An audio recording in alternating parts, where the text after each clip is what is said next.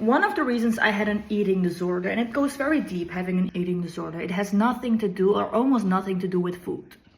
It mostly has to do with things about control issues and everything. Well, as a child, I always felt very different. I was thinking differently. I couldn't play with the children of my age because I always felt like I only could talk to adults.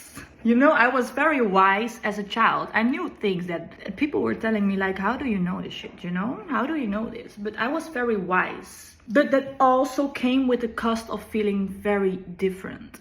And at one moment, you know, we are human and we want to be liked and we want to be accepted by society at first.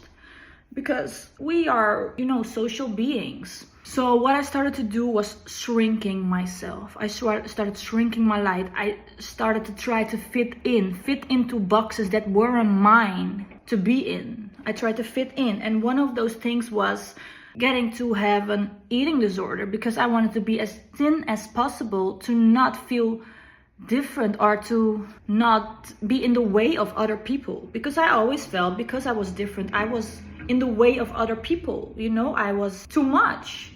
So I thought maybe by losing a lot of weight, I wouldn't be too much. And it's crazy to think about that because being a lot is like your energy, you know, but also by shrinking my body, I shrinked my energy, because if you don't eat a lot, you shrink your energy, you know. So I tried to fit in by being very thin and unhealthy thin. And it's like a metaphor, you know. You don't want to walk in the way, you don't want to be too big, so you try to shrink yourself. And it is literally what my body was doing, or what I tried to do with my body. That's crazy, like, what the fuck? But now it's good, I'm feeling fine, and I'm owning my big energy. You know, I'm not shrinking myself for no one, bitch.